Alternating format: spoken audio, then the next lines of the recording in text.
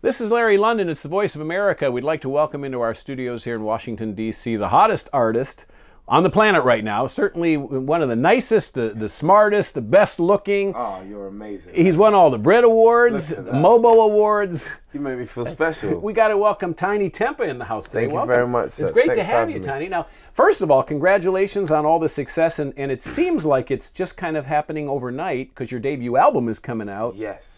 Soon. Around the corner, in fact. But you started actually about 4 or 5 years ago making music. Yeah. Very much on the underground. Sort of started off as a hobby and then it just began to progress and started taking it a little bit more seriously, started prioritizing with it a bit more. But I've been doing it for a little while, yes. Have you found the adjustment to coming to America, you know, where you've got the 6th most popular download song, the 6th most popular Billboard chart song right now? Is this a lot of fun for you? It's very overwhelming. What can I say? It almost feels like, Charlie in the Chocolate Factory. You kind of stare at something for so long, you kind of stare at it and you're like, I want this to happen. I want something amazing to happen out here. And this is the first single I've released out here, so there hasn't been any other attempts. And for it to have been received so well in the way that it has just before the album has come out, I literally couldn't ask for any more. Now you debuted at #1 in the UK and you have sold so many copies of your music. You've been on tour with Rihanna, you were on tour with Usher. Yeah. I mean, you're everywhere. You're doing all the biggest gigs. Trying to be. I definitely feel like the music has resonated within a load of people. I feel loads of people have connected with the music as well, Obviously having met Usher and the Rihannas, after talking to them after shows, it seems like there's a lot of intrigue with my music and the way it sounds and, the little different edge and spin I've put on it. So yeah, I mean, I've been very fortunate. What can I say? That's great. A very handsome guy. Thank you very much. I try, Larry. It's not easy all the time. Now, how did you come up with the name Tinie Tempah? Where did that come from? Right, okay, so Tinie Tempah was almost like a nickname. It was something I sort of conjured up when I was about 14 years old. So I was in year 8, which you guys call the 8th grade, of course. And I was obsessed with this guy called Dizzy Rascal. He's another rapper from the UK. And I was like, I need a professional name. My actual name is Patrick. Right. I was like, I can't go on stage as Patrick. It's boring. Like, I got to think of something a little bit snazzy. So I saw Tempah under anger. And I kind of liked the way it sounded, but it was just a little bit too aggressive. So I thought if I could put something to sort of create an equilibrium, a fine balance, but maybe something that's completely opposite, I've won. And then I thought Tempah, big, angry, aggressive, and then Tinie, small, timid, meek, humble. And it seemed perfect for me. You got it all, I tell you, and your last name, is it from, it's obviously African descent, Okogwu. Yeah, Nigerian, Okogwu, yeah, Nigerian. We're broadcasting in Nigeria. Is it? Okay, yeah. Well, yeah, shout out to all the Nigerians watching right now. I'm sure they're going to be thrilled to hear that you're from Nigerian Absolutely. Descent. But, so the new album, Discovery, comes out May 17th, and why did you call it Discovery? Do you know what? I'll be very honest with you. When I first conjured up the title, like, it was almost like an inception. I knew I had to call my first album Discovery. I knew I had to call it Disc-Overy, but I didn't know why. And I had no piece of music. I was just like, all right, my first album will be called Discovery. I don't know why, but I'm going to run with it. And then as I started making the album, I was like maybe 19, just leaving my teens, about to become an adult. I was living at my mum's house. I was starting to think, I need to find a place of my own. I need to really make a career out of music. So slowly but surely, without realizing it, I started discovering so much about myself, like while I was making the album, how hard I could work under like the most amount of pressure, who I was, where I wanted to live, who I wanted to be. And then I signed my record deal and I started learning stuff about myself musically and the music industry and the way the music business works. And so throughout that whole process of making that album, I discovered more about myself and the world than I'd ever discovered in all the previous years of my life. And so it all just kind of made sense as soon as the album was completed. And literally that's why. And a lot of people, like I said, have listened to the album, obviously in the UK release, and they've connected with it. It's the first, British rap album to like go double platinum, which is crazy. So yeah, loads of people seem to have really connected with it. So I'm happy, and that's why. You have won so many awards and you're getting all kinds of attention now. The pressure is beginning to grow on you. You've had a few singles out, but now you're, at the top 10 in the U.S. and soon to be #1. Fingers crossed. Exactly. After this interview, when they see this, that's it. It's a wrap. Up to #1, Tinie Tempah, written in the stars. So how did you and Eric Turner hook up? Right, so basically we were in Sweden. I was in the studio with a guy called Ishi, who's the producer of Written in the Stars, and he invited Eric Turner along. Eric Turner was almost like a shadow in the room, didn't really say much for the whole time. I was just sort of vibing and doing my thing, and we was on a real high because our first single in the UK had gone straight to #1. I literally appeared to be like this overnight success. Obviously, we both explained that isn't the case, but you know, this song just went straight to #1. I was the person on everybody's lips. And so, yeah, I mean, we were kind of talking about it. It was 2010's going to be our year, me, you, Ishi. We're going to have a lot of success together. Let's do it. It's written, bro. It's destiny. It's written. So then I started vibing to the instrumental, and I could sort of hear Eric just humming along and singing and vibing. So Ishi was like, why don't you two try and write the chorus together? So that's what we did. He got into this vocal booth, and the most amazing voice came out. I was like, yes, I think we've got a winner, and that's how the song came about. It's nice to have, you know, several artists doing so well right now from England. I mean, Adele and you, and to have some British influence on the American charts. Yeah, I mean, absolutely. we haven't had two artists like that in the top 5, top 6 for a while now, so that's great. Yeah, it's I mean, you know, there's always been that little British influence, even when you go back to the Beatles and the Rolling Stones and whatnot. But yeah, I mean, it's nice in this day and age. I mean, obviously Americans are the people who have inspired us. If it wasn't for American artists, I probably wouldn't be doing music now. So to finally be able to come over here and release something and see it be embraced by, you know, American culture and American people is amazing. Now, we got a couple of email when I mentioned you were going to come on the show, different people around the world. Some of the troops wrote in and they said to ask you why you waited 5 years to release an album. Ah, that's a good question. Because I just felt like I didn't want to make an album that went under deaf ears. You know, I just thought like if you put so much time and energy into something, you want to give it the best shot, right?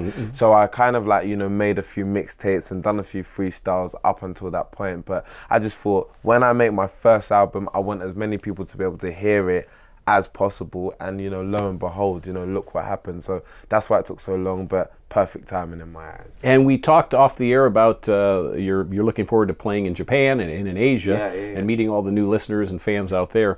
And I got a question from someone in Japan who said to ask you about the glasses. Is this your trademark thing? It seems like glasses now, CeeLo and all these guys with the glasses, it's the in thing now. No, do you know what happened? It was something that almost started like out of just a fashion accessory, you know. I really became obsessed with Ray-Bans, and I started collecting all these different types. So dark Wayfarers, vintage 1952, like gold-plated ones, and then eventually I stumbled across the clear ones, and I started wearing them once in a while, and people were like, they look really good on you. They just the icing on the cake right there. So I was like, okay, cool. So I just ran with it for a while, but I wouldn't necessarily say it's a trademark, but it's something that people definitely recognize me for. And they're not prescription. No. They're just a fashion. I can see perfectly. That's cool. That's great. Tinie Tempah is our guest here in our studios. I heard you you do a lot of festivals. You have done a lot of music festivals, and you're going to play the Oxygen Festival in Ireland. Yes. Have you played in Ireland before? I have played in Ireland. Ireland is one of the best places to play. Whoever you are, wherever you are, they love drink, they love to be rowdy, and they're just a crazy bunch of people. So I'm really looking forward to that. That's going to be amazing. And how about your own tour? Are you going to headline a tour soon? Yes, I'm doing my own headline tour. It's the UK tour. It's in November. And it's the arena tour, so I'm doing the O2 Arena amongst many other arenas around England. However, I just can't wait to come over here and put a little tour together. I've visited a few states and a few major cities. You know, so far I've been to San Francisco, Seattle, Portland, New York, LA, Miami, like Fort Lauderdale. I've seen so many amazing places in America, and it's just got me thinking, I want to put my own little tour together, even if it's really small venues, just so people can come and see me, and I just do my thing for an hour or hour and a half. So expect that to happen very, very soon. And I checked out your website, and on your website, I saw you talking about meeting Prince William at a festival. Maybe you could share that story. It was right. Okay, so basically it was last year, more or less about the same time last year, and I was getting ready to do a festival called Radio 1's Big Weekend. And basically, yeah, I was doing my show. I ran out to do like a costume change, well, literally just to take off my top because it was boiling. And then my manager sort of taps me on my shoulder and he goes, "Prince William's here." And I'm like, I didn't really hear it, I didn't catch it. It just sounded like jargon. So I ran out onto the stage and all the words reformulated in my head slowly. It was like slow motion. And I sort of realized and I just froze immediately. So I got through the last song. I came off a very sweaty and half naked Tinie Tempah. And I had a chat with the future King of England and his wife. So that was pretty amazing. You know, he just said he was a big fan. He said he really loved my record, Pass Out and Frisky. And yeah, it was just nice to know I had that kind of support, you know. So That's yeah, that was a fantastic. pretty big day. To have Prince William as your fan, Wow, that's pretty good. doesn't get any better. No, not at all. Discovery is the new name of the album. It's coming out May 17th.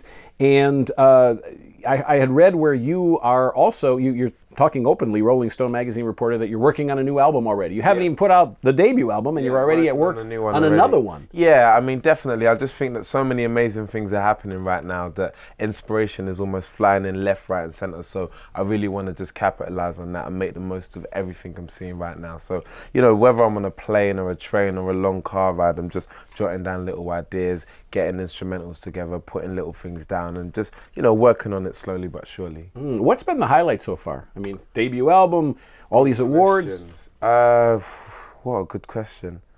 What's been the highlight so far? I would say, Written in the Stars going into the top 10 on iTunes has been insane out here. Like, that is insane. You know, being able to release a song in America, I didn't really place any expectation on it. I was just like, you know what, I'm here, I've got the opportunity, let's go for it, let's see what happens. I'm happy either way, having never tried here before. And then, you know, I get news after a couple of weeks that it's gone into the top 10. That's a massive highlight. Obviously the album going #1 in the UK as well, it was a crazy highlight for me.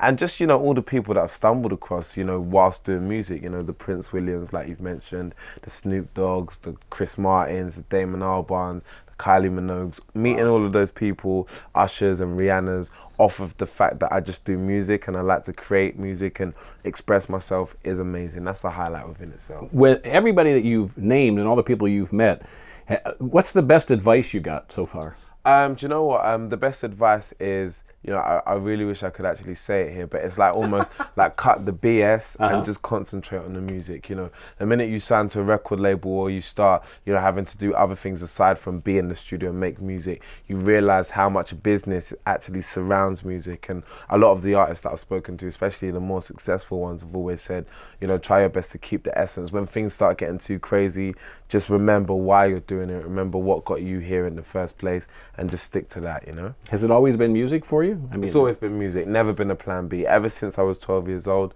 I knew I wanted to make music, and, you know, that's what I did. Acting? Yeah, one day, maybe. I don't know, I reckon I could pull it off. Yeah, I mean, you know, I reckon I could convince somebody that I'm not someone who I say I am. You know, no, it's definitely been something. I mean, I've tried it a little bit in music videos, you know, especially a lot more of the previous ones. But yeah, if the right script came along, definitely. The next single you're going to release, you feature Wiz Khalifa. Correct. And who would be on your wish list of people you'd like to work with? Adele is top on the wish list. We've got to make that happen. This lovely girl from Sweden called Licky Lee as well. This amazing band from New York called the Sleigh Bells are also amazing. This guy from England called James Blake. There's just loads of real, like, quirky, cool, sort of like new school pioneers at the minute. Dev is another one from LA who I just think is amazing. You know, she done that song with the Cataracts and Far East Movement. There's just a few people sort of like leading the trend at the minute, and I'd love to get in with a few of those people. Well, you are the hottest name in music right now. Thank you. For very good reason. You've got great music. Really love the song Written in the Stars. Looking forward to the new single with Wiz Khalifa. The album is coming out in just a couple of weeks, and I'm sure this is going to even get bigger and better for you in the weeks ahead. Tinie Tempah has been our guest. Thank you so much for coming in and talking. Thank you very much, Larry. You've got an amazing last name, by the way. I do. Yeah, we should both be proud of our connection to London. Absolutely. Thank you, Tinie Tempah. This is the Voice of America. I'm Larry London. Stay tuned.